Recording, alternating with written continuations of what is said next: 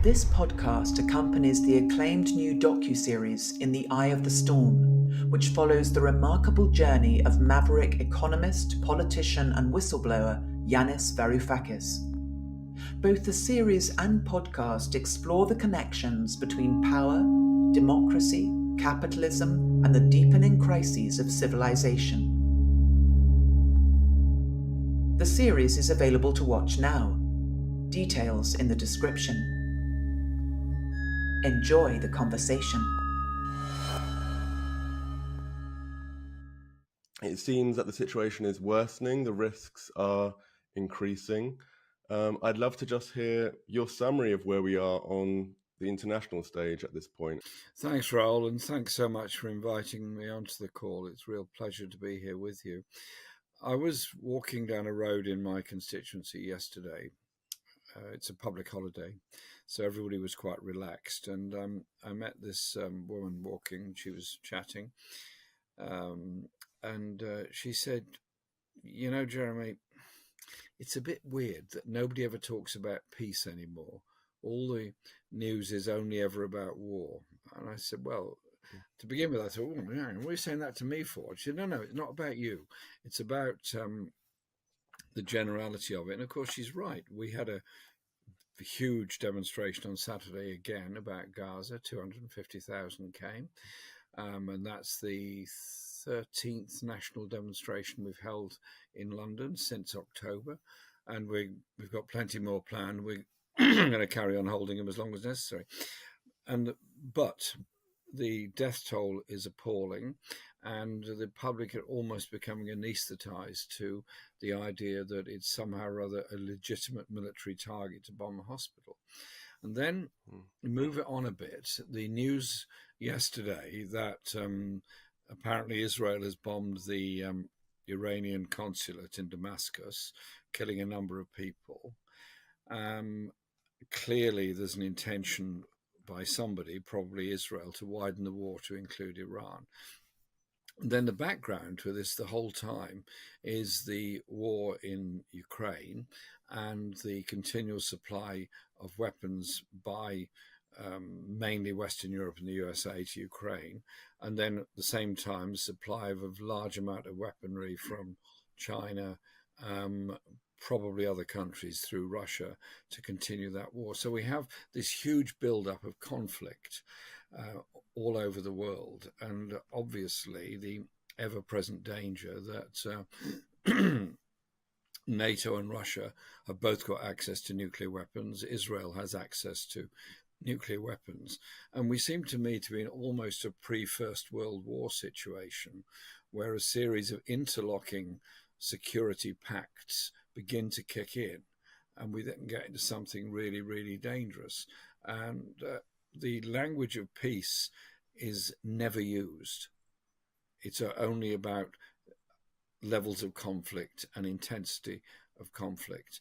And in the case of Britain, our military expenditure, called defence expenditure, is set to rise to 2.5% of GDP from just under 2%. There are serious demands to raise it to 3%, which would be enormous by any stretch of the imagination. And at the same time, local government services, which are key providers of social services, are all being cut back for lack of money. So it is the debate about peace and peace alternatives and the causes of war that we have to have. And just finish before we go over to Yanis, that through our project, the Peace and Justice Project, we've been talking and thinking about this quite a lot. And we're publishing a book in September, a live book, in the sense it's going to be something that's subject to a lot of public meetings and discussion about the power of the global arms trade, with Andrew Feinstein and others involved in it. Because it seems to me that the power of lobbying and the motor force behind all this is the enormous influence of the arms and aircraft industry on the world, and providing ever more lethal forms of weaponry to kill people. And at the end of it, we now have 32,000 dead in Gaza, tens of thousands, probably hundreds of thousands of dead in the Ukraine-Russia war. And any conflict with Iran is going to kick off into thousands more. And other wars barely reported, such as the ongoing conflict in the Congo, essentially funded by the mining interests of the world in order to get hold of cobalt and coltan. And so we need to have this serious discussion about how you bring about not just a stop fighting, actual peace, which is about investment in people and social needs. Yeah. Yanis, what are your thoughts? Well, the conversation you had on the streets of Islington with one of your neighbors reaffirms the decision of DiEM25 and Meta25, our political movement here in the European Union, to run in the European Parliament elections in June under the triple banner of peace, dignity, and freedom. And peace being the first, of course, the number one, because Jeremy described perfectly the global warmongering, the fanning of the flames of various wars. What we have here, from my perspective, anyone who knows how the State Department and how the Pentagon works in the United States knows that it's not homogeneous. There are different offices within the State Department, within the Pentagon, and they're quite independent, and sometimes they even clash with one another. I first came to terms with this, or became aware of that, because in the case of Greece's military dictatorship, there were two coup d'etats being planned, one by the Pentagon and one by the CIA, independently of one another. They more or less had a little war between them. The military officers supported by the CIA versus the ones supported by the Pentagon. And the reason why I mention that is because it is important to understand the war in Ukraine as being one project of Washington, and the new Cold War against China, which is feeding and reinforcing the war in Ukraine, being pursued by a different part of the American administration. So I remember 12, 13 years ago, I was having a discussion with a former chief of staff of NATO, American chief of staff, in Brussels. And he was a Republican appointee, George W. Bush man, not somebody that would be associated in any shape or form with the left.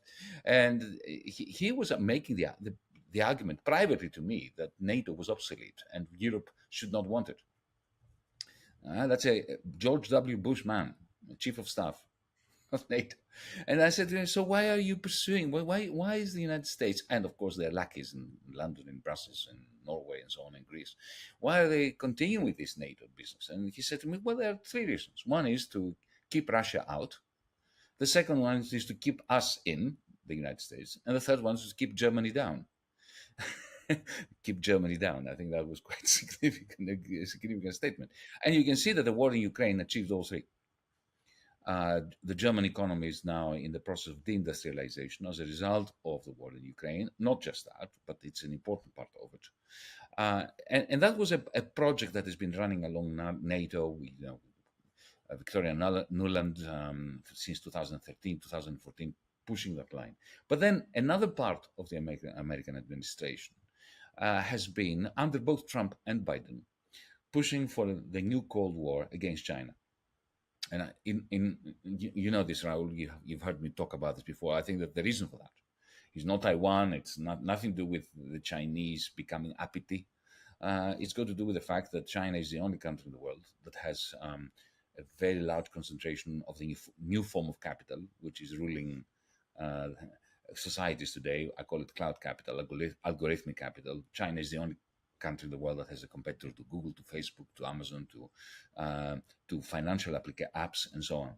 And this is the long-term strategy behind Biden's ban on microchips. But the new Cold War, which is happening against China, and the traditional NATO expansionism in Ukraine, they are sort of converging, they are coalescing. Because for instance, the freezing of around $450 billion worth of Russian central bank money. I'm not judging it, I'm just stating it for a fact. By freezing hundreds of billions of dollars of Russian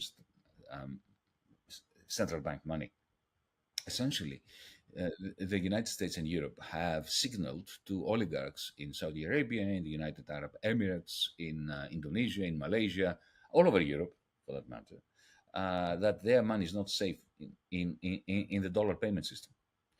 And a lot of that money is now being shifted over to the digital payment system of the Chinese, which is also at the same time being utilized by Putin in order to bypass the Western sanctions. So the two wars are, even though in my view, in my analysis, they are motivated by different parts of the American establishment, they are coalescing to create an overall a global dynamic that feeds the warmongering that we discussed before, that we are discussing here.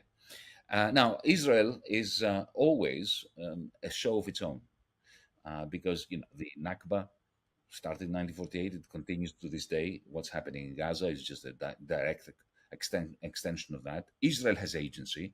I'm not so sure that Biden is happy with the bombing of the consulate in Damascus. Of course, he is utterly spineless, and he will never oppose it.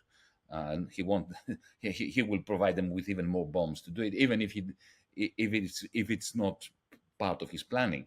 But it doesn't matter, because in the end, as successive Israeli governments have proven, it is their warmongering and their perpetual war project, which now coalesces with the never-ending war in Ukraine project of the United States, because that's what the United States want, to keep Germany down, to keep Russia out, and to keep themselves in, and also to keep selling us here in Europe hugely expensive liquefied natural gas from Texas and New Mexico. They need to continue this war. So the interests of the people of Ukraine, who are the people who have been invaded. For whatever reason Putin invaded, the people of Ukraine need to be supported as the victims of an invasion, in the same way that the Gazans should be supported, not just the Gazans, but the Palestinians overall, because their country, their homes, their olive groves have been occupied. Nevertheless, the point I'm making is that the champions of the people of Ukraine, in the form of Boris Johnson, of Rishi Sunak, of now Emmanuel Macron, who claims he wants to send, he's just such a coward that he would never do it, but he claims he wants to do it in order to improve his ratings prior to the European Parliament election. Macron, I'm referring to.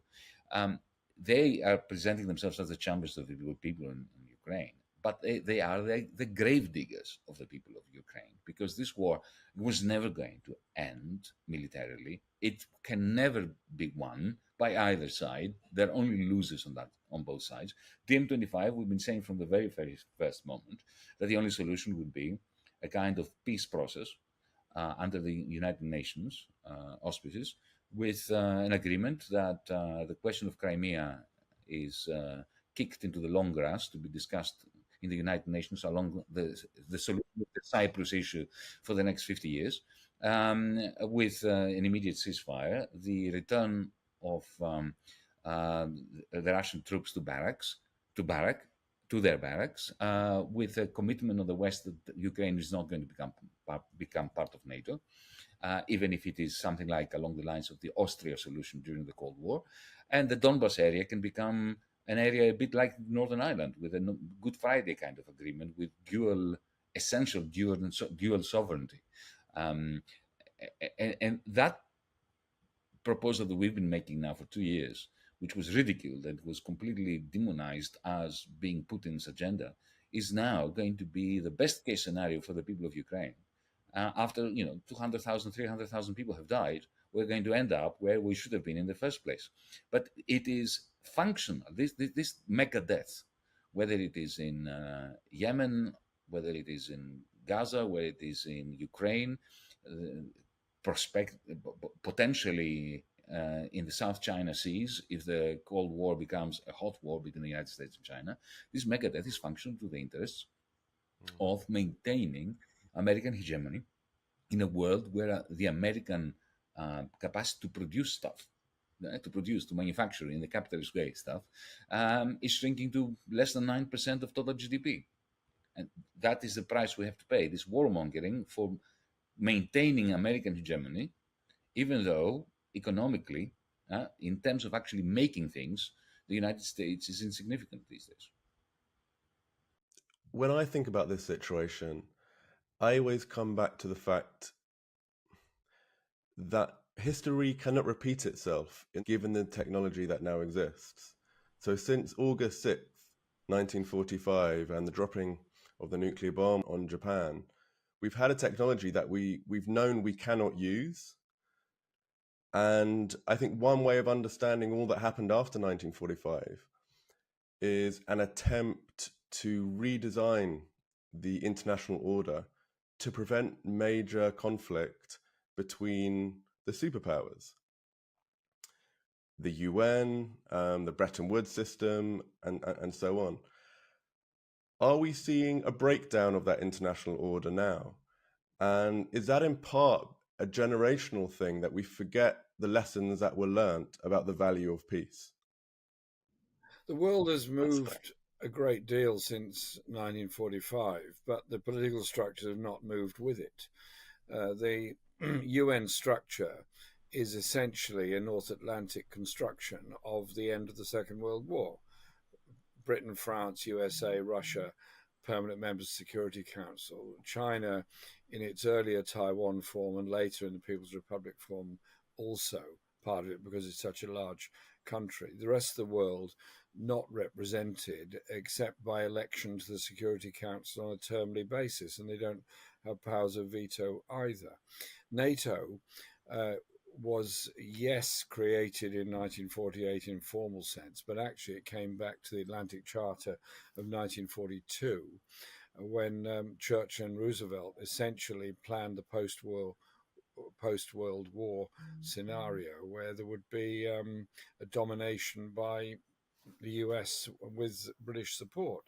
Even Churchill recognized the British Empire was coming to an end. But we now have a situation where the US economy is a completely different animal than it was then. It is no longer the manufacturing powerhouse of the world, that is China. The natural resources of the world are in part exhausted in the USA, almost completely exhausted in most of Europe. The natural resources of the world lie in Africa and Latin America, and those are the areas where there is huge potential conflict coming down the line. In reality, already happening in the Congo, which is the biggest, most mineral-rich country in Africa. And so we do have an incredibly dangerous situation. But the other scenario, which is that whilst the 1945 to 50 construct was done by nation states with a very strong military basis, they all had huge armies, they all had huge military capabilities, all of them did at that stage. We now have a world power system that is much more dependent on the lobbying power and the financial power of huge corporations who move vast amounts of money around the world, really not very concerned about what nation states think. And they are more powerful and totally unaccountable in any form. And if we're serious about a peaceful, more democratic world, you have to start facing up to that reality. And so Yanis's experience in finance and economics, I mean, Yanis, do you think there's any way we can ever bring these huge mega corporations under any sort of accountability and control? In short, the answer is a very disappointing no. It cannot be done through the standard types of regulation which regulated, let's say, Standard Oil or Rockefeller under Theodore Roosevelt. Because these days, the fossil fuel industry is destroying the planet. There's no doubt about that. But they are struggling to extract the last drop of oil or the last drop of surplus value from the rest of us. They know that they are done. They have another decade or so. Whether they will be done before the planet is done or vice versa, I have no idea. I'm not very optimistic about that. But the main game now is not the fossil fuel industry. The main game are what I call the cloudalists, the owners of this cloud capital, the algorithmic capital that lives inside our phones. And let me be very, very precise here. My latest calculations show that around 35% of global GDP, of global income, 35%, is now siphoned off by these tech companies. The companies that I call cloudalists because they own the cloud. It's not just Amazon.com. It's not just Deliveroo. It's not just Uber. It's not just Airbnb. Let me give you an example which I find startling.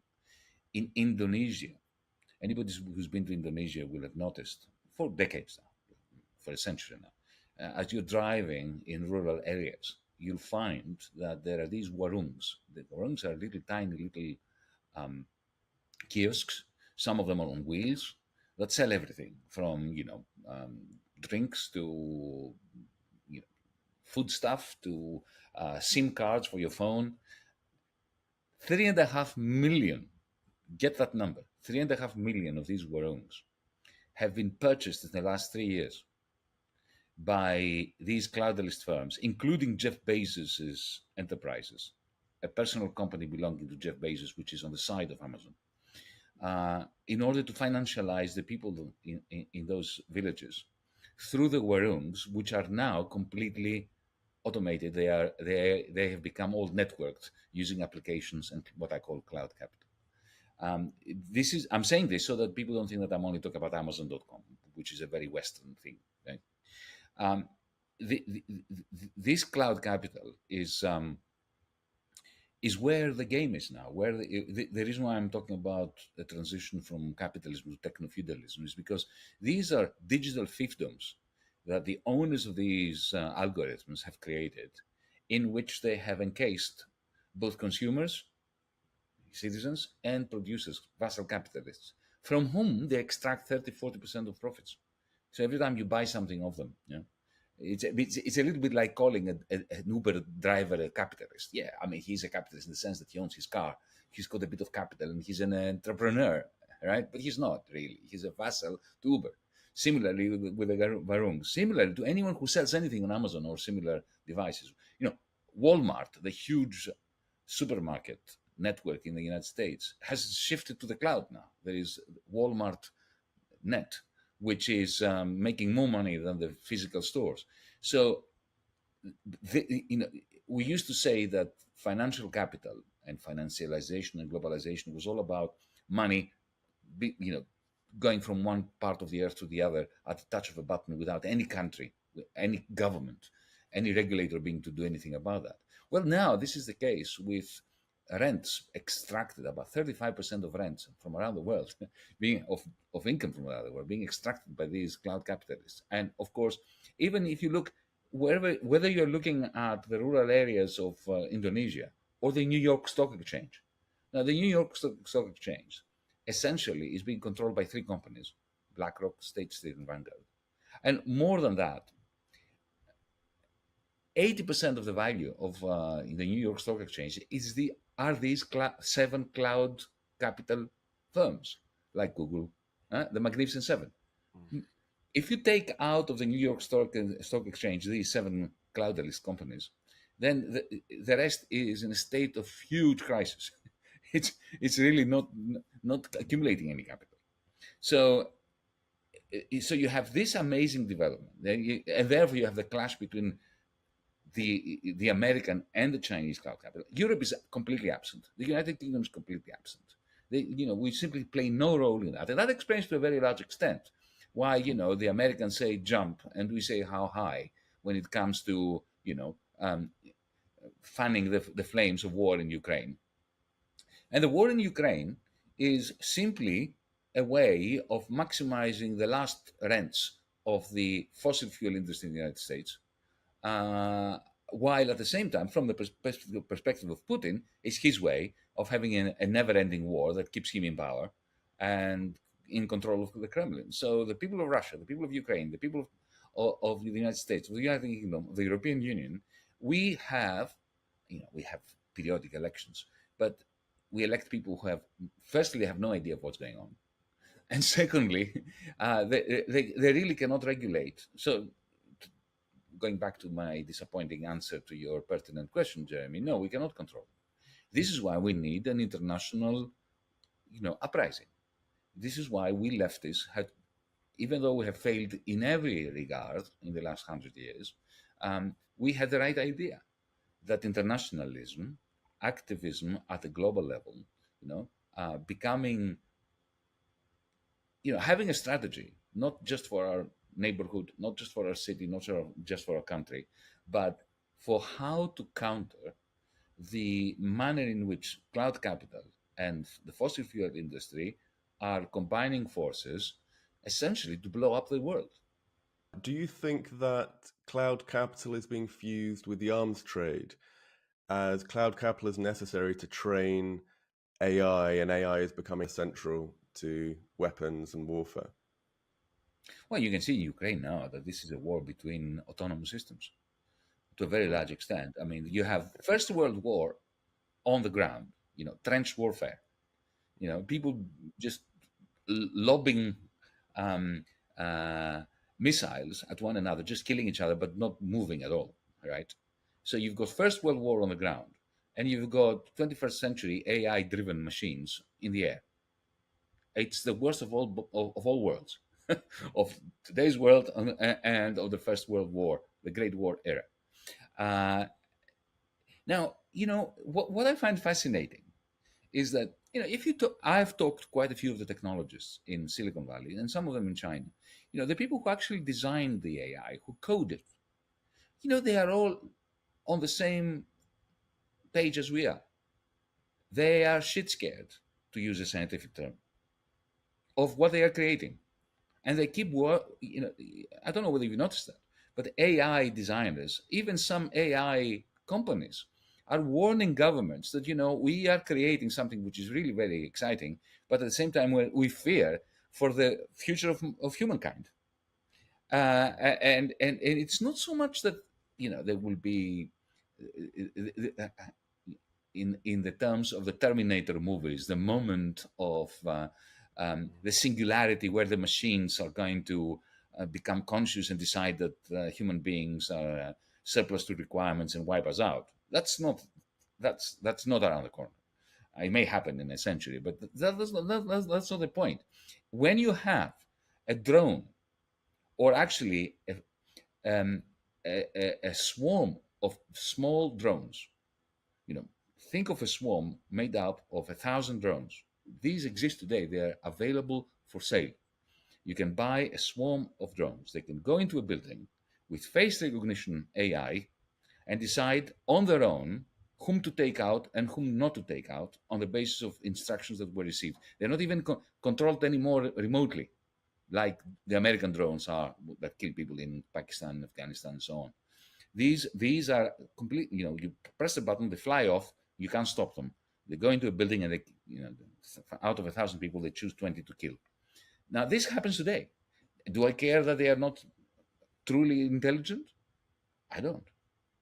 So if you combine the huge stakes for the cloud capitalists, the fossil fuel industry, the power of the AI that is being developed, and the powerlessness of our elected politicians even to know what on earth is happening, this combination is a clear and pleasant danger for humanity, let alone the fact that these same algorithms poison our democracies by poisoning the conversation between citizens, so that we can't even have a proper discussion amongst themselves about the climate catastrophe. So from wherever you look at it, we are being quick marched to extinction by our own artifacts. So Mary Shelley was extremely prescient. We've created a beast that is beyond our control, Not because the problem is not the technology. The problem is who owns the stuff, who owns the technologies, which is the old Marxist critique of capitalism. I would suggest it's about ownership, but it's not only ownership. It's also about transcending these traps that we often see, that we've talked about before, Yanis, in game theory, the traps of arms races, of first mover advantage, of tragedy of the commons. They're difficult to escape from, and they can account for a large proportion of the crises that we're seeing at the civilizational level. If you go and talk to most politicians, and as you were talking about the AI technologists, the rationalization will always be, yeah, we're shit scared and this is terrible, but if we don't do it, China are going to do it. And then you go and speak to China, and China will say the same thing. And the same argument with fossil fuel or overfishing in the oceans. The idea is if we don't do it, someone else will do it, because we don't yet have the global cooperation mechanisms to escape those traps and enforce decisions which would be in the benefit of the majority. Look, this is all good and proper, and you're right. But I do believe that it all boils down to ownership. Because if those AI programs were owned by communities, by the demos, it wouldn't get to the point of the prisoner's dilemma. Because, to compare Uber with, a cooperative of taxi drivers using an algorithm in order to regulate their work and to help us, use them in a way which is efficient from the perspective of the user, of the customer, of that cooperative of taxi drivers. Okay, they wouldn't have any reason to create an algorithm which is predatory, like the Uber algorithm is. Predatory towards the user's data, towards the drivers, towards the other people in taxi drivers in another country. So it's who owns the algorithms that determines whether, in the end, the AI scientists or coders are being forced to write AI programs which are predatory. If you work for OpenAI, which now has Microsoft behind it, right? Even if you are a communist, right, your job depends on writing a piece of AI which is predatory. That's not because of who you are, and that you have a choice between quitting or doing as Microsoft says. So ownership is everything in the end. That's why democratically controlled cooperatives using the highest of technology are the ones that will create the international institutions that do away with war. It will not be the international institutions that will then create the circumstances of peace and defund the conglomerates. Jeremy, what Yeah, are your thoughts? very interesting concept there. There's been as you probably know, argument within the London taxi industry for about 20 years now, in that the black cab drivers were highly knowledgeable. They have to know every street in London, highly experienced, and doing pretty well. And then came along two things. One is Google Maps, which can direct anybody anywhere at the drop of a hat, so you don't actually need to know anything. You just follow a little screen in front of you and tell you where to drive. And secondly, the Uber app, which means that anybody can get a cab from anywhere within 2 or 3 minutes at the most. And whereas when you get an old black cab, you'd stand by the road and wait for one to come by, and you might have a very long wait.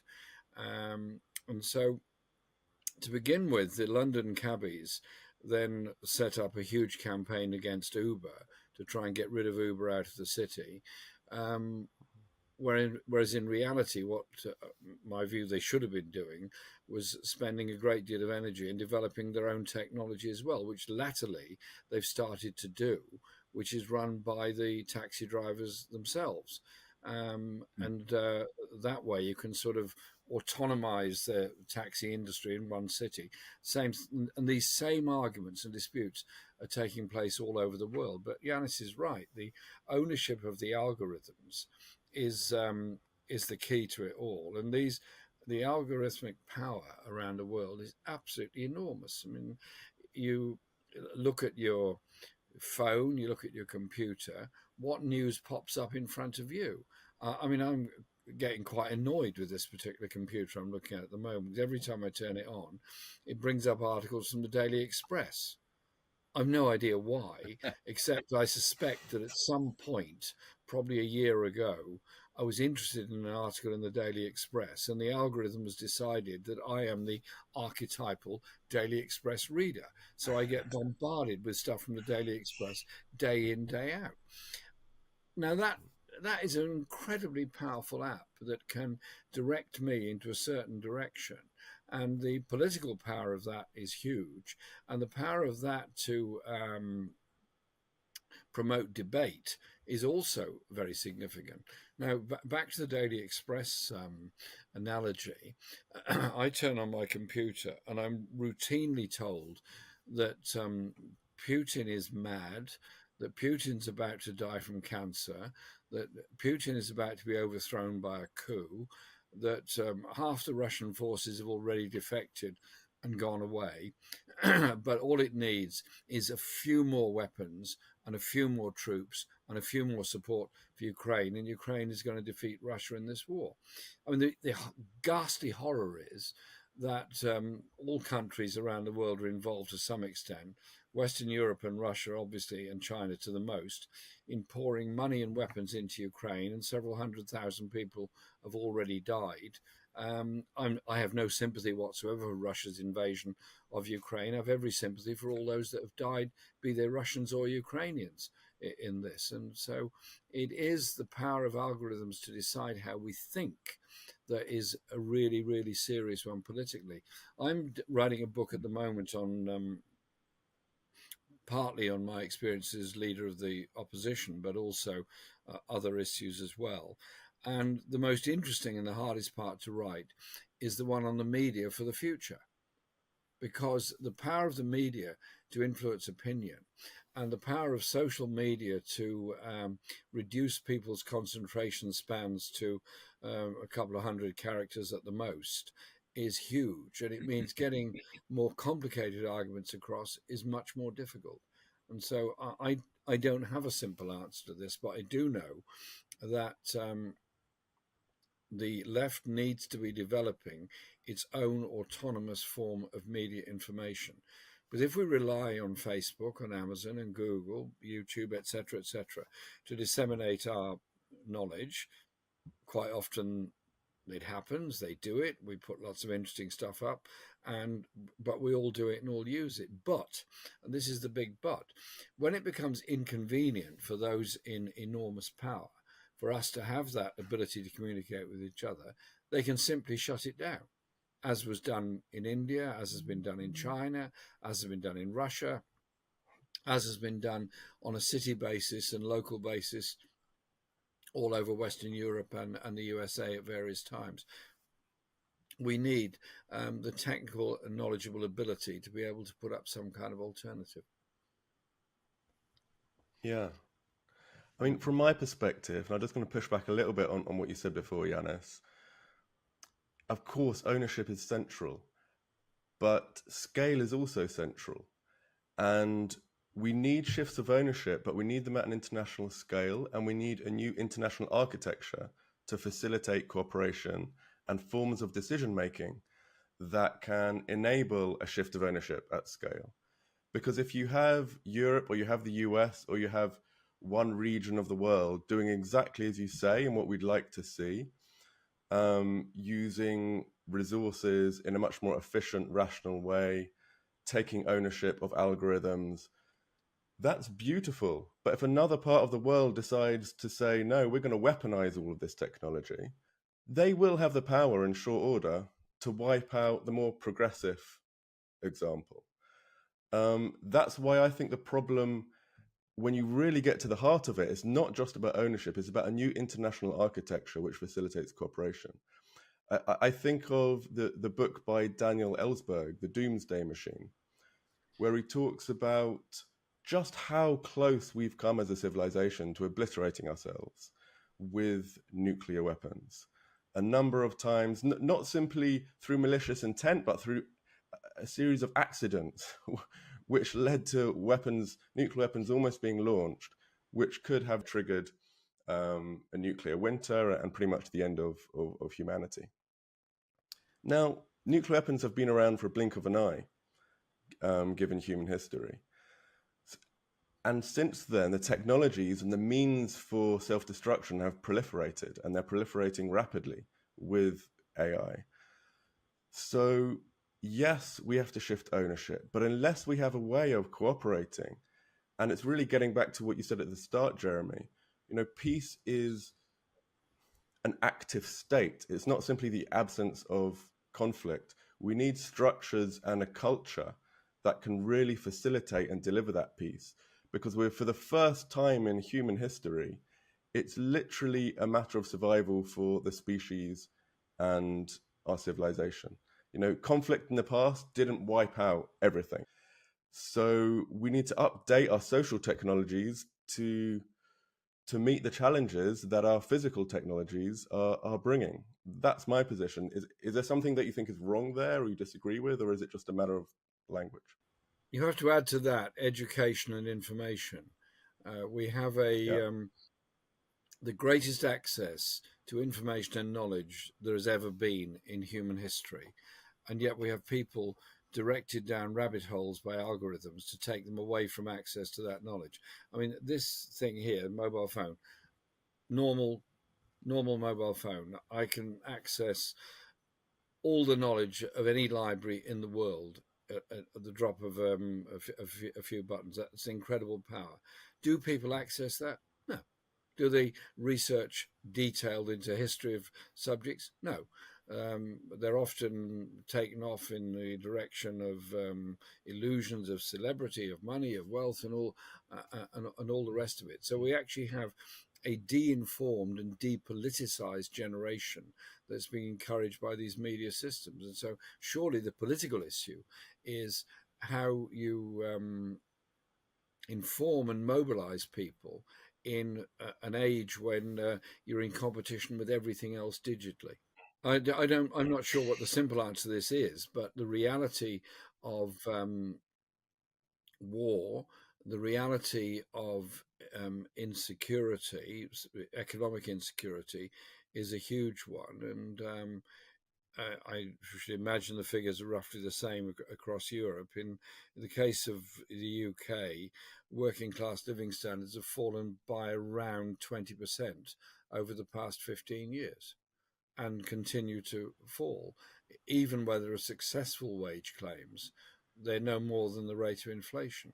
And so we're on a redistribution, a massive post-COVID, post-2008 redistribution of wealth, and with it the power, in the direction of the very biggest corporations, which Yanis so effectively described. Right. I want to push back on Raoul's hypothesis, which I consider to be very West-centered. You see, and what hypothesis is this? What you said before, that if we don't develop these lethal weapons and these lethal techniques and so on, somebody else may, and then we will be caught up in a global prisoner's dilemma. I disagree. And let me tell you why I disagree. Because we assume here in the West that the rest of the world is as imperialistic and misanthropic as Europe and the United States. That's not true.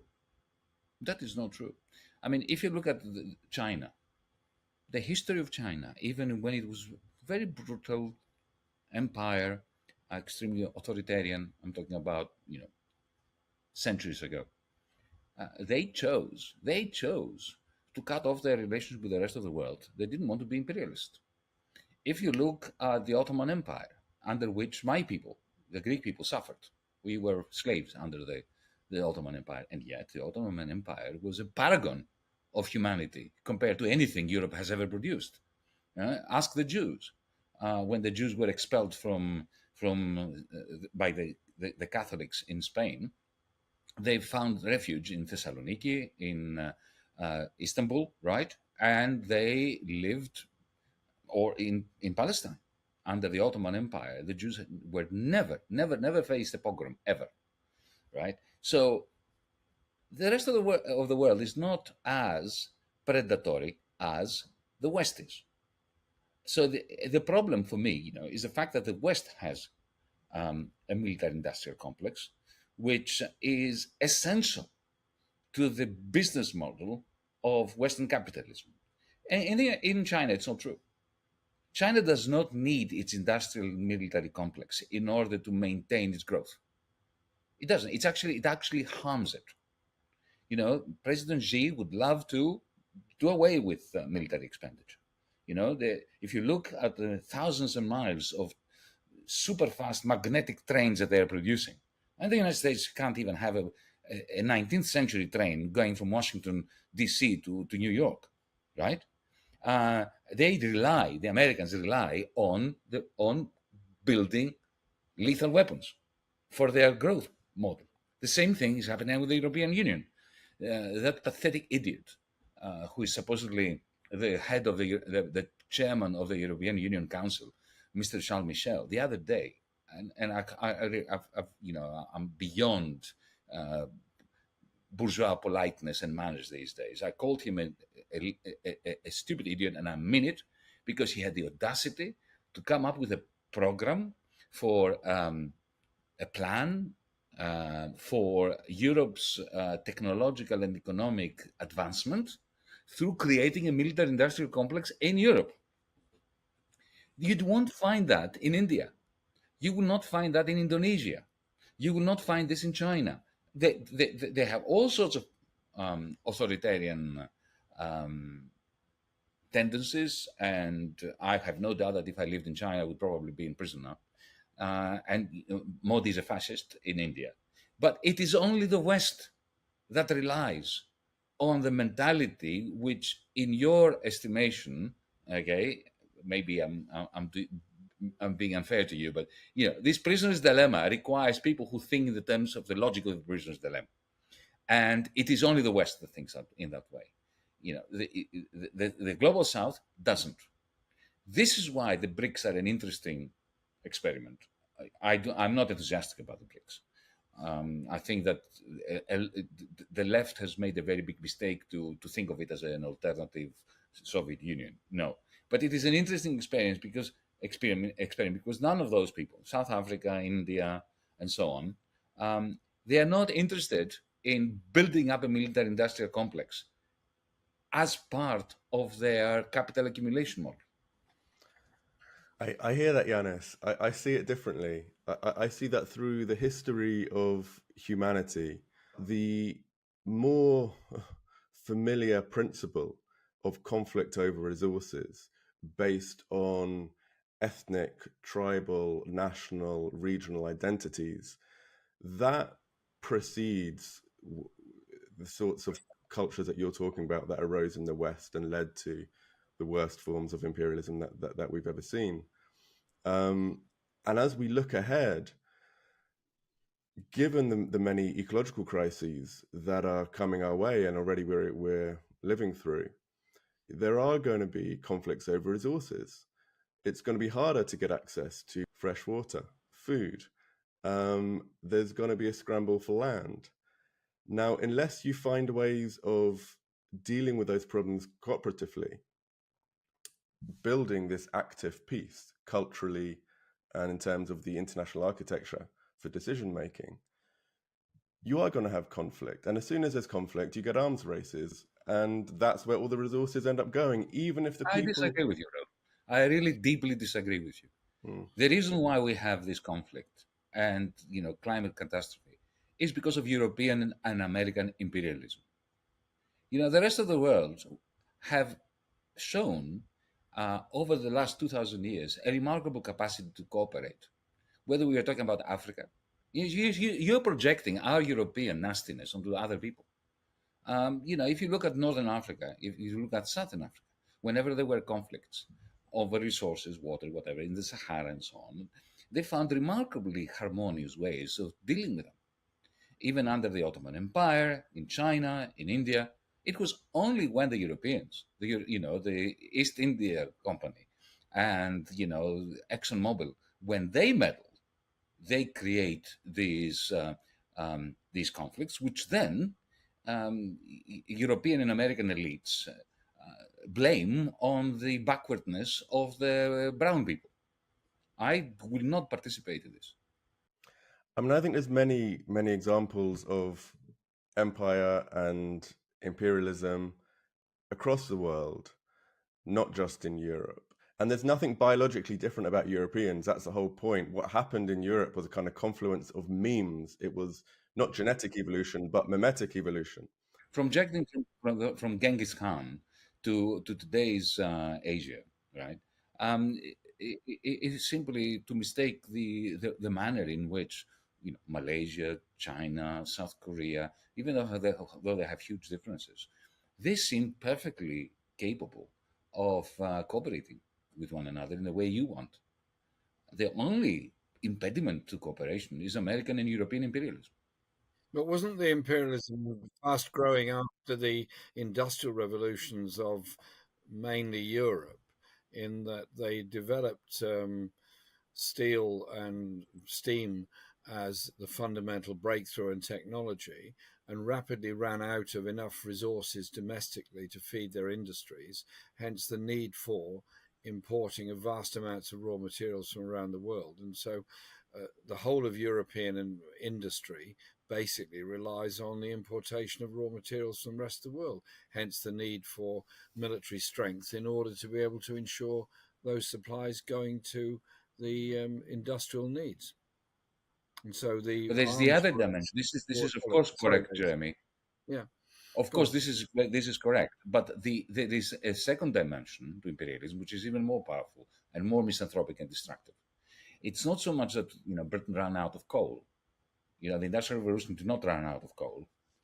What the Industrial Revolution ran out of, capitalism ran out of, was it ran out of markets, because the class struggle, the class structure of British capitalism deprived the British working class the spending power which was necessary to absorb all the products of British industry. So then the Royal Navy had to go out there and conquer lands, not so much for their primary resources, but in order to create markets for the cotton goods that were produced in Manchester. So initially it was extractive, going to conquering Latin America to get its gold, conquering other places to get their cotton and their cocoa and their coffee beans and all that. But primarily the reason why capitalism is like a shark that needs to keep moving, otherwise it dies, is because it cannot create domestically enough demand for the products of the capitalist machinery. So it needs to keep spreading like a virus to other parts of the world to create markets. Now, if you look at, people, right-wingers, establishment figures celebrate the lifting of so many billions of people out of poverty. Well, because of globalization, globalized capitalism. Well, that's true, but 95% of them were Chinese. And the Chinese managed to rise to rise above poverty and to create all this wealth on the basis of a model which was not imperialist. Which was not, it didn't need to conquer. They didn't need to kill any prime minister anywhere in the world, or to or roll tanks in any country around the world in order to create markets for themselves. And to assume that they would do the same thing as the Americans or the British would, I think this is simply projecting onto them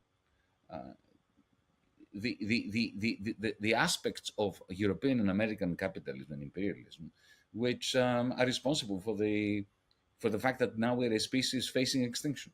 The memes that arose in Europe, the culture that arose in Europe, that can arise anywhere, and it only has to arise once in one place with sufficient power to then begin forcing other people to play the prisoner's dilemma game.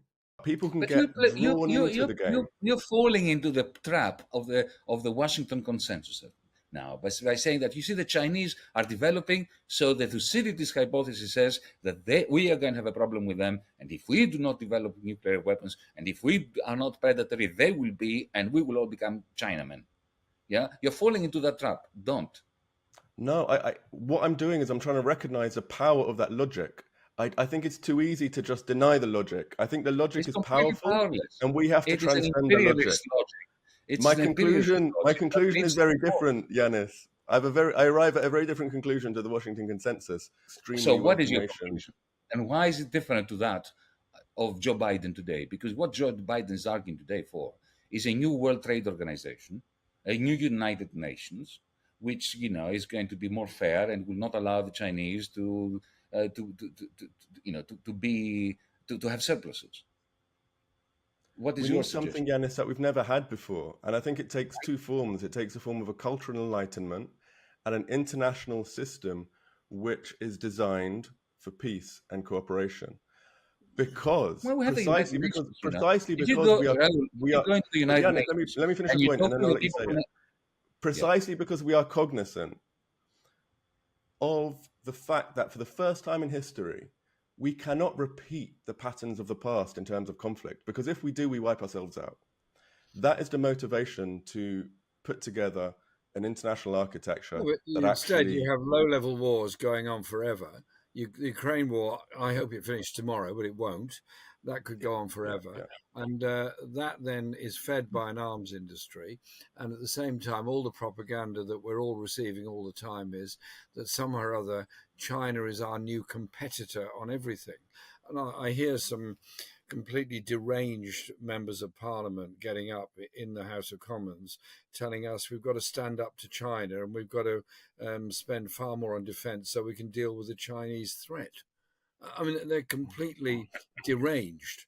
And I remember the Chinese ambassador said to me some years ago, he said, Jeremy, why have you got an aircraft carrier patrolling up and down our coast? And I said, well, two things, really. First of all, I haven't got an aircraft carrier of any sort, and I don't think it should be there anyway. And secondly, I think it's mad. And he said, could you let the British government know that for your 2 aircraft carriers, we've got 100? I mean, the idea is just crazy. But Yanis is right about the issue of building up this arms race idea, presumably is meant to either throw China into a different direction or to say, well, actually, we're prepared to go to war with China. I don't think anybody is really prepared to go to war with China because they know what the consequence of that would be. But also, does China actually want to go to war with anybody? Absolutely not. Yeah, they're a trading nation. Exactly. They just want to sell stuff. Yeah. Right. And the idea that they are building up their military and they would want that the threat. I mean, I was in Australia recently where the big issue, of course, is this ridiculous AUKUS deal between the United Kingdom, the United States, and Australia, where the Australians are paying $360 billion for submarines that are completely and utterly useless. And the rationale there is that the Chinese will interrupt the trade routes around the South China Seas. And the question is, why on earth would they do that?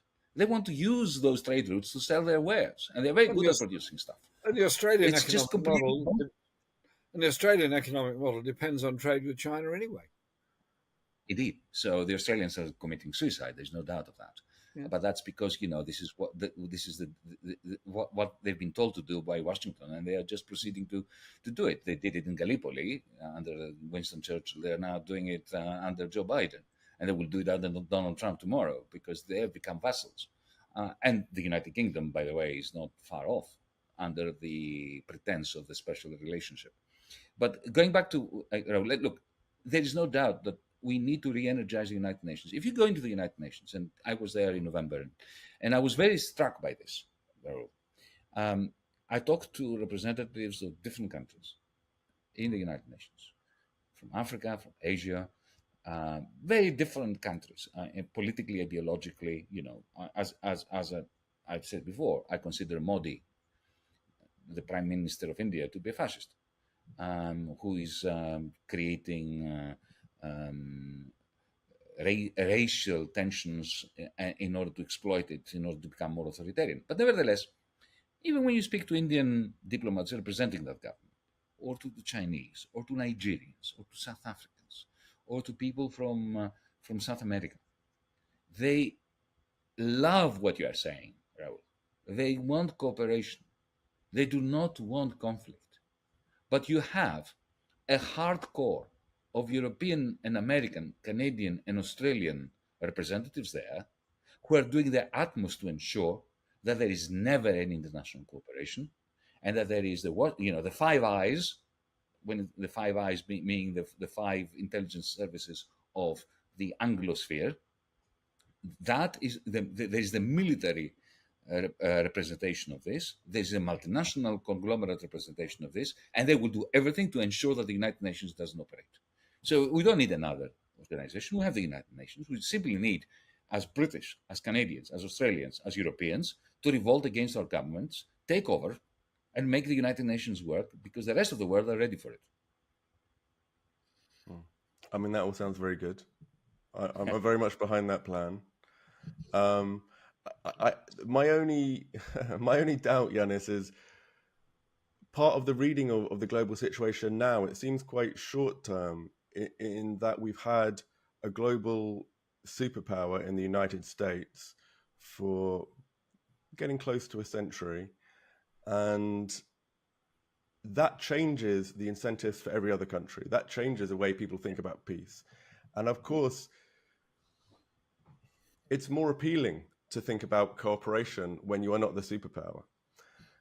And as we enter a multipolar world, the dynamics change. I want in every country populations to take ownership democratically of resources and of decision making. But I do see that we need a sort of new kind of international cooperation, which we haven't seen before, which is deeper and more effective and more binding, given the scale of technologies. Now, I know we're running out of time, and this is such a big, important topic, so I don't want to kind of hog it anymore, but I just want to say, Jeremy, do you have any final words before I know you have to leave? We need better information. We need better education. We need the language of peace to return. We need to recognize that global inequality and environmental disaster are not going to be dealt with by this rapid increase in arms expenditure and the greed of the biggest global corporations. So it is about global movements for peace and for justice that are absolutely crucial and essential to everything that we do. And re-energizing the UN is part of that. Re-energizing that idea of cooperation is a very important part of that. And remember, politics can change very quickly.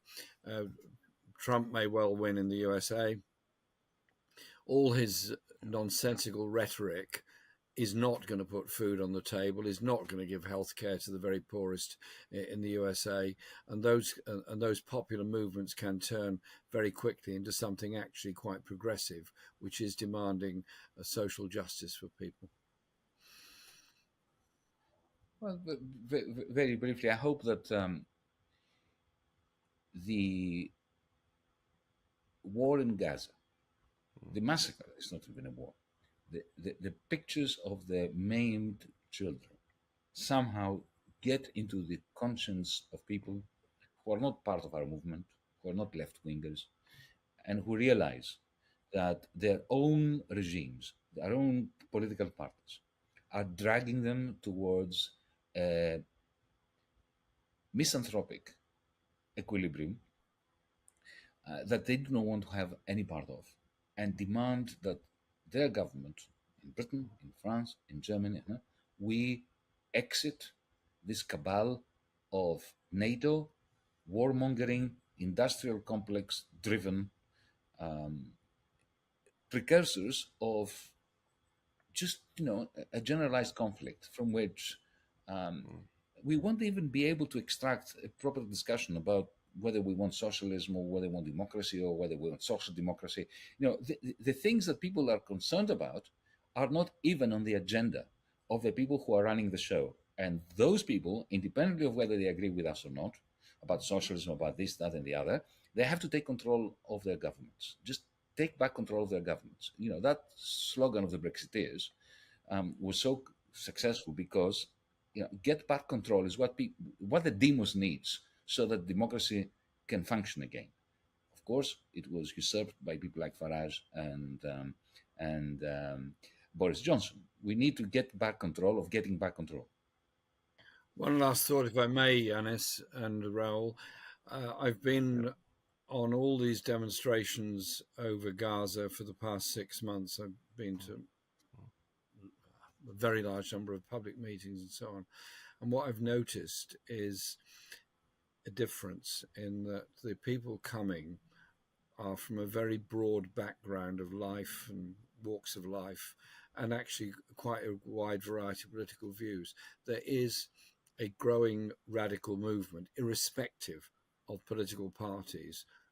It's not a majority, but it's a significant one, who want to see things differently, are unbelievably shocked by the inhumanity of what's happening in Gaza, and likewise in Ukraine, and in the horrors of all the wars that are going on. I think there are some grounds for hope. Well, my final word is just to take the opportunity to say, Jeremy, thank you for just a lifetime of fighting for peace against injustice, for showing so much courage as leader of the Labour Party. You remain a symbol of hope and inspiration for so many, including myself. Thank you for all you do. And as long as there are people like you, then there is genuine hope and there is an alternative. And it's an honor to speak with you today. Here. Nice to be with you. Thank you. If you enjoyed this podcast, please like and subscribe to our channel.